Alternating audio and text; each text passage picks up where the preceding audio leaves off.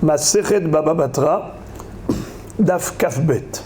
On va commencer par la première ligne. Amar Rav Nachman bar Yitzhak, Umodeh Ravuna Bered Rav Yoshua, Berochlin, Amechazrin Ba'ayarot. Vous en souvenez, la Gemara traitait du sujet de la concurrence. Dans quel cas c'est permis, dans quel cas c'est interdit, c'est-à-dire dans quel cas un homme qui a déjà ouvert un commerce peut empêcher son concurrent d'ouvrir le même commerce. On avait vu que c'était une mahloket entre Rav Huna et Rav Huna Bered Rav Yoshua. Rav Huna disait que même s'ils habitaient le même mavoy, le deuxième n'a pas le droit d'ouvrir un commerce concurrent. C'est-à-dire que le premier peut l'empêcher en lui disant Pasakle le hayuti. Tu portes atteinte à ma vie, à ma parnassa. Je t'interdis d'ouvrir un commerce identique. Ouvre un autre commerce, mais pas celui-là, car tu me prends mes clients. Ça, c'était Rav Huna. Rav Huna Bered Rav Yoshua disait que pas du tout. Si les deux habitent le même mavoy, il ne peut pas l'empêcher. Si les deux habitent la même ville, il ne peut pas l'empêcher. Il avait juste un safek dans quel serait le din au cas où le deuxième, c'est-à-dire le concurrent, n'habite pas là, dans ce même mavoy. Il habite dans un mavoy différent, et il vient donc de l'extérieur, il a loué un local ici, il veut louer un local pour ouvrir un commerce identique. Est-ce que dans ce cas-là, il peut l'empêcher en lui disant « toi tu n'es pas de chez nous » ou bien il ne peut pas l'empêcher? La Gemara avait laissé cette question en suspens. Elle n'avait pas répondu à cette question. Elle a dit Teko. Mais ensuite, la Gemara avait dit qu'il y a un cas où Rav Huna, qui était strict, qui disait que le premier Ben Mavoy peut empêcher un autre Ben Mavoy voisin d'ouvrir le même commerce. Vous vous rappelez, Rav Huna, qu'est-ce qu'il disait? Réhouven a un moulin. Il a déjà installé un moulin ici, dans ce Mavoy. Tous les habitants du Mavoy viennent et ils vont moudre leur blé chez lui. Ils touchent de l'argent pour cette prestation. Et voilà que Shimon, qui habite le même Mavoy, veut lui aussi installer un moulin. Réhouven peut empêcher Shimon. Il lui dit « Non, monsieur, tu ne peux pas ouvrir le même commerce que moi. » Rav Huna disait qu'il pouvait lui interdire. Mais la Gemara avait dit que là où Rav Huna est d'accord qu'on ne peut pas interdire la concurrence, c'est par rapport à un domaine spirituel. Par exemple, ouvrir une école. Si dans ce mavoy, il y a déjà un enseignant de Torah qui enseigne aux enfants de la Torah, et voilà que quelqu'un d'autre a ouvert en face de lui aussi son école, son établissement scolaire, il ne peut pas l'empêcher. Pourquoi? Parce qu'au contraire, c'est bénéfique. Kin'at sofrim tarbe chokhma. La concurrence au niveau des sofrim, au niveau des enseignants, c'est justement ce qui va faire évoluer la qualité de l'enseignement. Dans le même ordre d'idées, la Gemara maintenant va nous dire qu'il y a encore un cas où Rav Huna, qui interdisait, permettrait la concurrence. Dans quel cas? Amar Rav Nachman bar Yitzhak, Umodeh Rav Huna Bered Rav Yoshua, Berochlin Amechazrin Ba'ayarot, Delo Matzi Me'akev. De Amar mort. De Amar mort.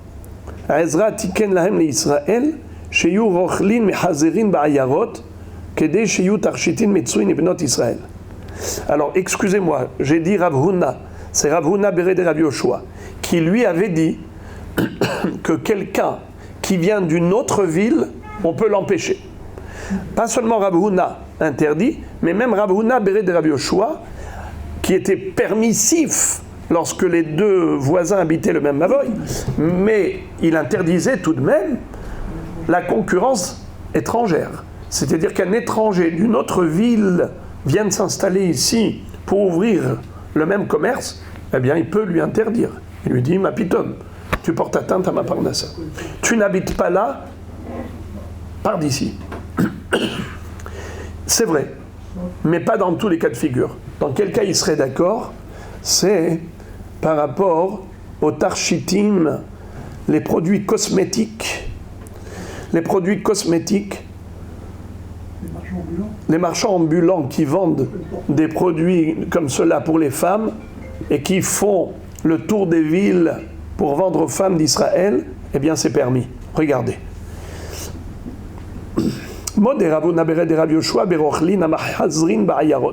Les marchands ambulants, des lomatzim akev, des amarmants, à Ezra tiken lahem l'Israël, sheyu rochlim mechazerin ba'ayarot, kede sheyu tarshitim etzuin libnot Israël.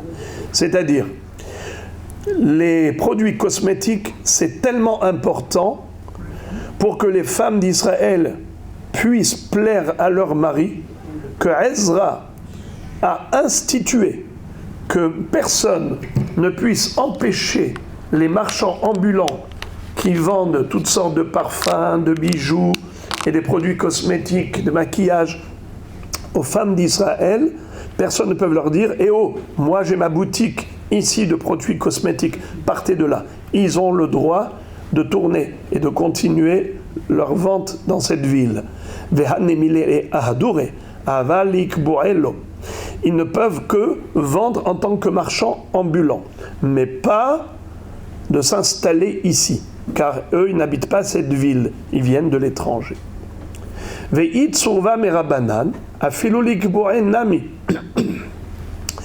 si c'est un commerçant, un marchand ambulant, qui est un Talmid Chacham, et ce Talmid Chacham vend cela pour son gagne-pain, pour sa subsistance, eh bien on lui permet la concurrence. Pourquoi? La Gemara va tout de suite expliquer. Ki aderava, Sharaleu le Rabbi Yoshiaou le Rabbi Ovad Yalik Boé. Un jour, Rava avait dit, je permets à ces deux Hachamim qui n'habitent pas dans ma ville, Rabbi Yoshia et Rabbi Ovadia, ils peuvent ouvrir ici une boutique et faire concurrence aux commerçants qui ont le même métier ici. Pourquoi? Dès lors qu'il reda, c'est vrai que ça ne répond pas à la halakha. La halakha, elle est que on peut empêcher la concurrence de l'étranger, mais pas pour des Talmidei Chachamim. Maïtama, pourquoi? Kevan de Rabbanan ninhu atou litardu migirsayu. Étant donné que ce sont des Talmidei Chachamim, si on ne leur autorise pas d'installer leur magasin ici, alors qu'est-ce qu'ils vont devoir faire? Ils vont devoir tourner. Eh bien, ils ne pourront pas étudier. Il est de l'intérêt public qu'il y ait des Talmidei Chachamim au sein d'Israël. Car la Torah qu'étudient ces gens, ces Talmidei Chachamim, c'est une Torah qui protège tout Israël. De ce fait, il faut leur faciliter la tâche. Au lieu qu'ils tournent d'une maison à l'autre pour proposer leurs marchandises, dites-leur, messieurs, c'est pas la peine de vous déranger. Restez ici, installez-vous ici, c'est les clients qui vont venir vers vous et pas vous vers les clients. Ainsi, vous gagnerez du temps pour votre étude de Torah.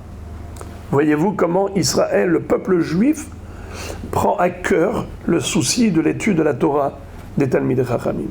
C'est fabuleux.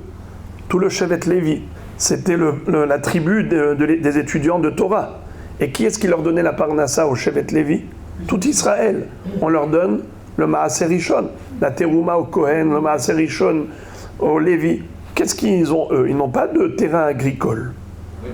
Qu'est-ce qu'ils font? Qu'ils étudient, qu'ils servent dans le Beth Amikdash. Yoru mishpatecha ule levi amar tumecha veurecha leish hasidecha asher nisito bemasa teriveu al memeriva haomer leaviv ulimo lo reiti vetehav lo ikir vet banav lo yada ki shameru imratecha uberitecha insoru yoru mishpatecha leYaakov vetoratecha leYisrael yasimu ketorah beapecha vechalil al mizbechecha barech Hashem chelo poal yadav tirtze. Ça veut dire quoi? Ça veut dire que le Shevet Lévi, sa fonction, c'est d'étudier la Torah, d'enseigner la Torah, de s'occuper du culte sacrificiel. Eh bien, à ce titre-là, puisque eux, ils représentent tout le clan d'Israël devant Akadosh Baruch Hu, ce qui attire la protection sur tout Israël, alors tout Israël doit subvenir aux besoins du Shevet Lévi. Et le Rambam écrit à ce propos à la fin de Ilchot Shemitah veYovel, il écrit que le Shevet Lévi était dispensé du service militaire. Comme c'était la tribu d'étudiants de Torah consacrés au service d'Hachem, du travail spirituel, on ne les sollicitait pas pour des travaux d'ordre matériel. Donc ils étaient même exonérés d'aller au front de guerre, d'aller au service militaire. Ça, c'était un axiome de base admis comme conception généralisée au sein d'Israël. Personne n'a remis en cause cela. C'est extraordinaire. Combien aujourd'hui on doit renforcer cette notion au sein de notre peuple, qu'ils comprennent tous qu'il est de l'intérêt public d'avoir des gens qui se consacrent à l'étude de la Torah. Plus il y a la Torah d'un côté, plus il y a la réussite au front de guerre de l'autre.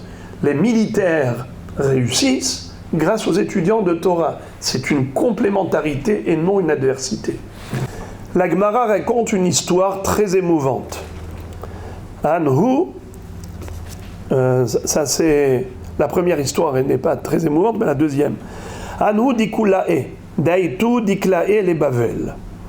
Qu'est-ce que c'est que dikulae? Rachid donne deux traductions. Soit des fabricants de paniers en osier, soit des fabricants de marmites en argile. Anhu dikulae, daitu diklae le Bavel. Ils sont venus de l'extérieur pour vendre leurs marchandises à Bavel. À Toubnemata, Kamerakve, Ilabayhu. Les habitants de la ville sont venus les empêcher en disant « Non, messieurs, vous nous faites concurrence. » À tous les Kamé des Ravina. Alors ils ont été devant le Dayan de la ville. Il se nommait Ravina. Amar lehu, mais alma atu, ou les alma lisbenu. Ravina dit, ils ont le droit, même s'ils viennent de l'étranger, ils peuvent vendre leurs marchandises. Et ce pour quelle raison?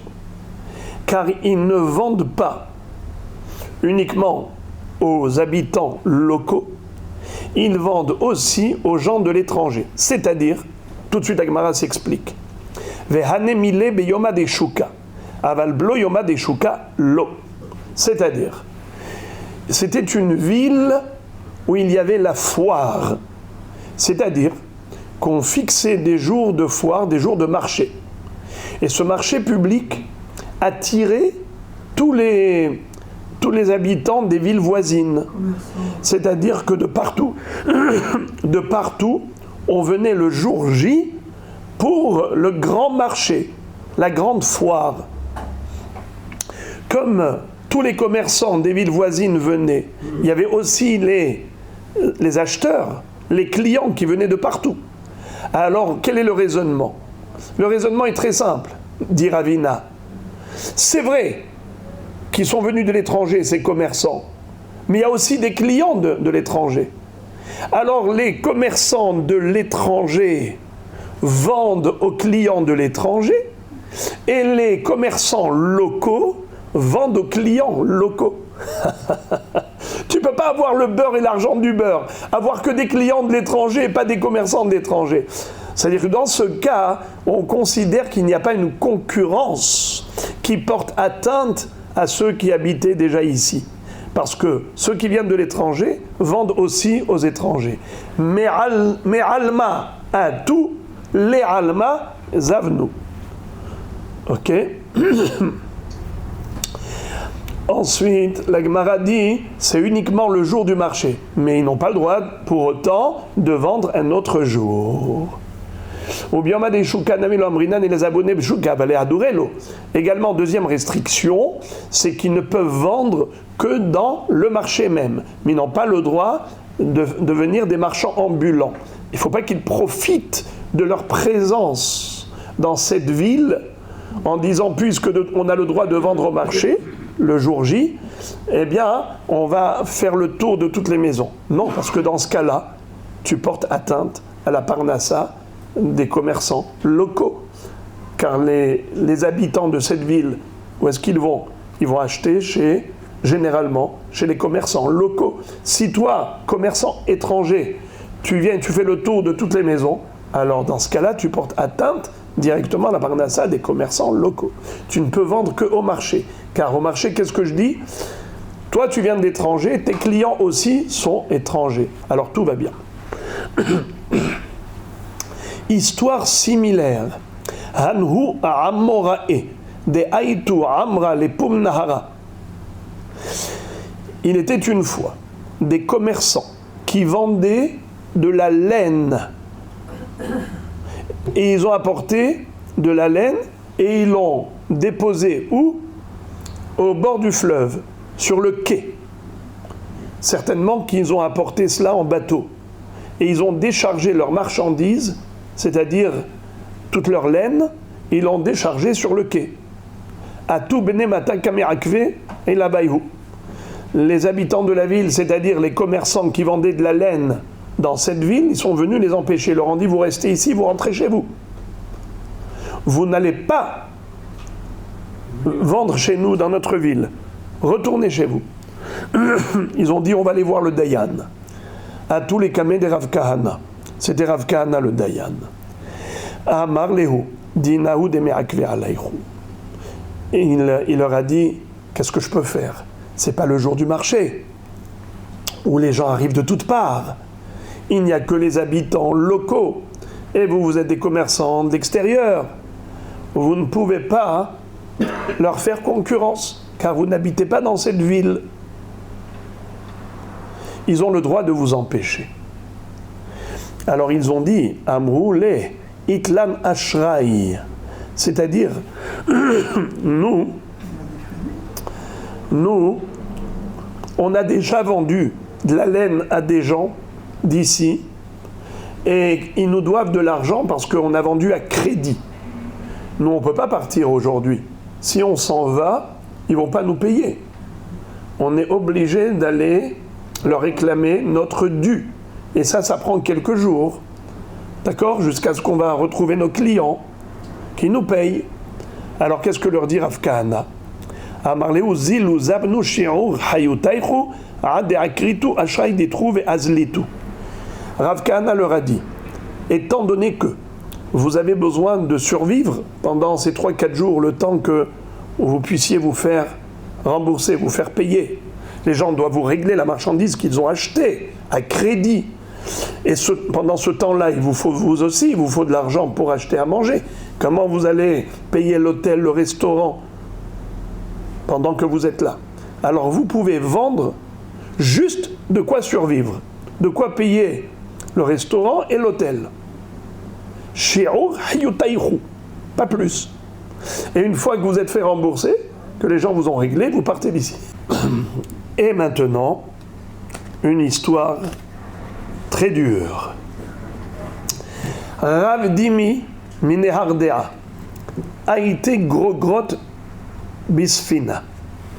Rav Dimi de la ville de Nehardea a apporté des figues sèches en bateau pour les vendre dans une ville où il y avait le Resh Galuta, où il y avait le président de la communauté babylonienne, ce qu'on appelle en français l'exilarque.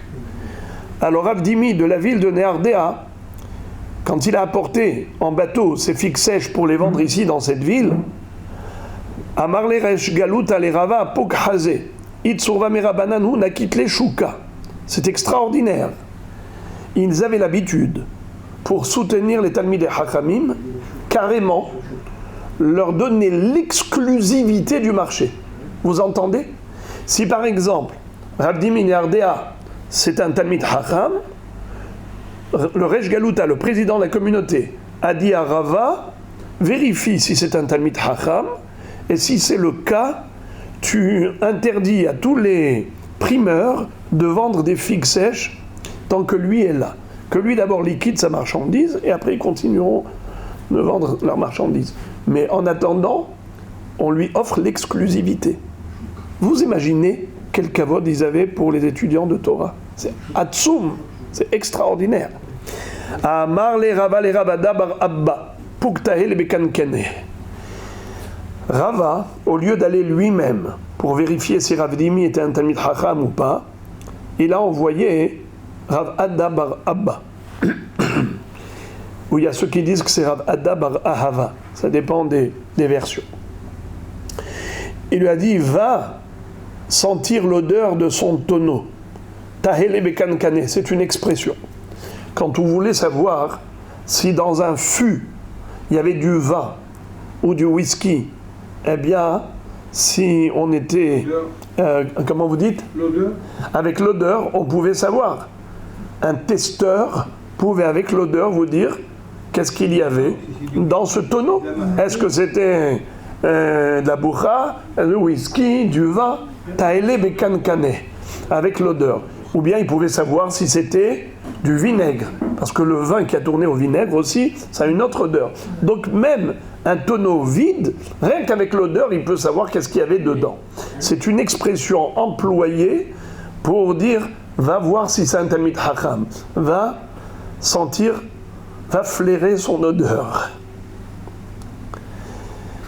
Alors là, c'était dramatique. Nafak Azal. Donc Rav Adda bar Abba est parti. Baramine, il lui a posé une question de halakha très recherchée. Une halakha qui concerne la Tum'a et Tahara. Vous le savez, que lorsqu'un Keli était au contact d'une source d'impureté quelconque, le Keli devient tamé. Par exemple, un homme qui est tamé a touché un Keli, s'il est Avatuma, le Keli devient Rishon la Tum'a. Mais il y a des Kelim qui échappent à cette loi. Par exemple, Klé Avanim, des Kelim qui ne sont pas fabriqués avec de l'argile, ils ne sont pas fabriqués avec du métal. C'est, par exemple, de la pierre. La pierre, Klé Avanim, n'est pas Mekabel Tum'a. Ou bien, je ne veux pas vous dégoûter, mais Klé Glalim, des Kelim qui ont été fabriqués avec de l'excrément d'animaux. Des excréments d'animaux. Ils ont laissé sécher et ils ont fait ça, par exemple, un abreuvoir pour les animaux, bien un keli pour mettre dedans toutes sortes de... Je ne sais pas qu'est-ce qu'ils peuvent mettre dedans, mais en tout cas, ça s'appelle kele glalim. D'accord ? Kele glalim. Galal, c'est des excréments. Kele glalim, ena mekabelim tum'a. Même si un tamé a touché le keli ne deviendra pas tamé. Ça échappe aux lois d'impureté. Maintenant, regardez la question recherchée qu'il lui a posée. Il lui a dit, quel est le din si un éléphant a avalé kfifa mitzrit, c'est-à-dire un panier qui a été fabriqué avec de l'osier. Kfifa mitzrit, ça ne veut pas dire un panier égyptien. Mitzrit, ça veut dire mitzuré dekel. Ou bien mitzuré arabot. Minetzare arabot. Arabat kloufa. On va dire en français en osier. Alors maintenant, normalement, un keli en osier, bien sûr qu'il est mekabel tum'a, mais là il a été avalé par l'éléphant et il est sorti entier de l'éléphant. Est-ce que maintenant ça a un statut de keli en osier ou bien ça a un statut de kliglalim puisque ça a traversé l'appareil digestif de l'éléphant, donc ça n'a plus le statut de keli qui est mekabel tum'a, mais plutôt keli glalim qui n'est pas mekabel tum'a. Tosfot disent que c'est sûr que la she'ela, elle n'est pas quand il a avalé entièrement le keli, parce que dans ce cas-là, s'il ressort entier, c'est évident qu'il est mekabel tum'a. Il dit qu'il a avalé les branches, l'éléphant, et c'est sorti, les branches, elles sont sorties entières, et ensuite ils ont fabriqué avec ces branches, en osier, ils ont fabriqué le panier. C'est là que la question se pose, est-ce que ça s'appelle Kelek Glalim ou pas? Regardez Tosfot, pile chez Balak Fifa Mitzrit.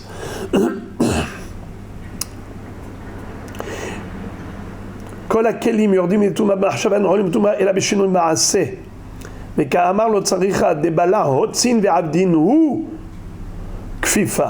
Il y avait עיכול, est-ce que ça s'appelle digérer, ועavec כלי גללים או לא. והחבלה הוצין, ba'amine. De ikfifa shlema, amailo avabiade, matnitinhi. Voilà. En tout cas, c'était la question qu'il lui a posée. C'est très recherché. Il ne savait pas répondre. Alors, il lui a dit,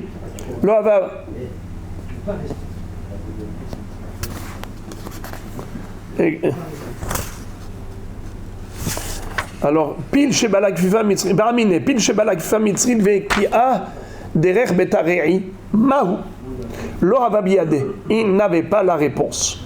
Amarle, Marnihu Rava, Ravdimi, de la ville de Neardea, quand il est arrivé ici en Babylonie, il lui a demandé, dites-moi, est-ce que vous appelez Rava? J'ai entendu parler d'un gadol qui habite dans cette ville, il se nomme Rava. C'est le Rav dans cette ville. Est-ce que c'est vous, Rava? Vous me posez une question trop forte. Tafahle besandele. Avec la canne qu'il avait dans la main, il a donné un petit coup sur la chaussure, de manière méprisante. Il lui dit, Amarle ben Didi les Rava Ikatuva. Entre moi et Rava, il y a beaucoup d'écart. Rava est beaucoup plus grand que moi en Torah. C'est mon Rav. Niou al-Korhar, Ana Rabbach. Mais moi, par rapport à toi, je peux être ton Rav. Les Rava, Rabba des Rabbach. Donc si moi je peux être ton Rav, et Rava c'est mon Rav, donc Rava c'est le Rav de ton Rav. L'onaktu les Shuka. Et le pauvre, il a été humilié, et donc on ne lui a pas donné l'exclusivité du chouk. Au contraire, on a dit, c'est quelqu'un qui vient de l'extérieur, il fait concurrence, alors personne n'a été acheter les figues chez lui. Passid, gros d'idées. Mskin, toutes ces figues ont pourri. Atal et Kamé de Rav Yosef, un jour, il a rencontré Rav Yosef, il lui a raconté sa mésaventure. Amarle Hazé Marmay Avdeli. Regardez, Rabbi, ce qu'ils m'ont fait. La honte et surtout la parnassa qu'ils m'ont perdu. Amarle, Mandelo Shaye Leonita de Malka de Edom, Loni Shaye Leonita. Dirtiv ko amar Hashem, al shelosha pish'ei Moav, ve'al arba'a lo ashivenu, al sorfo atzmot melech Edom lasid. Qu'est-ce que ça veut dire? Il a maudit celui qui lui a fait cette honte. Il a dit celui, c'est-à-dire Akadosh Baruch Hu, qui n'a pas pardonné à Moav la honte qu'ils ont infligée au roi de Édom, eh bien lui aussi ne retardera pas la punition que mérite celui qui t'a fait honte. Alors c'est quoi l'histoire? Ça c'est un passouk dans la prophétie de Amos. Akadosh Baruch Hu a dit, les Moavim ont fait 3 fautes déjà, et je ne les ai pas punis. Mais pour la 4e faute, là maintenant je les ferai payer. Quelle est la 4e faute? Ils ont brûlé le corps, les ossements du roi de Édom, et ils ont pris ces ossements, et ils ont mélangé à leur peinture, et ils ont peint les murs avec. C'est-à-dire que les Moavim, quand ils ont gagné la guerre contre Édom, ils ne se sont pas suffis d'avoir tué le roi de Édom, mais comme il est tombé entre leurs mains, ils l'ont brûlé, et pour montrer leur victoire écrasante, ils ont fait de ces os de la poudre qu'ils ont mélangée à leur peinture, et ils ont peint leur mur avec. Baruch Hu a dit, ça c'est le comble, c'est la goutte qui a fait déborder le vase de leur chef d'accusation. C'est comme ça que Dieu les a punis. Alors, Rav Yosef a employé ce passouk pour dire que celui qui n'a pas pardonné l'humiliation qu'a infligé Moav à Édom, ainsi, Akadosh Baruch Hu ne pardonnera pas pour la honte qu'on t'a faite. Nach nafshe de Rav Ada bar Abba. Et à ce moment-là, il niftar Rav Ada bar Abba. Alors maintenant, les amis, la suite de la Gemara, très émouvante. Ravada bar Abba et Niftar. Il va y avoir maintenant toute une série de Amoraïm qui vont dire que peut-être c'est à cause de moi, chacun va dire peut-être à cause de moi, qu'il est Niftar. Et chacun va s'en vouloir. Chacun va s'en vouloir. Pourquoi il va s'en vouloir? Parce que Tosfot nous explique, selon la Gemara qui dit Gam anosh la tzaddik lotov, kol mi shehavero ne'anash al yado, en machnisim oto bimchitzato shel HaKadosh Baruch Hu. שנאמר גם הענוש לצדיק לא טוב, אלא רע, וכתיב לא יגורך רע. Il y a une Gemara dans Maseret Shabbat que Tosfot cite du Daf Kuf Mem Tet, où la Gemara dit tout celui qui a été à l'origine de la sanction d'un juif, malheureusement, il ne méritera pas dans le Olam Haba d'être à proximité de la Shechina. Un tzaddik ne doit pas être à l'origine de la souffrance de quelqu'un d'autre, de la sanction de quelqu'un d'autre. Gama anosh la tzaddik lotov. Chacun a eu peur que peut-être que c'était lui le facteur de la mort de Rav Ada bar Abba. Et quel rapport? Comment chacun va trouver une raison de craindre qu'il est peut-être lui la cause de cette mort? Rav Yosef Amar Ana Anishte de Ana Latite. Rav Yosef a dit peut-être c'est à cause de moi qu'il est mort puisque moi je l'ai maudit.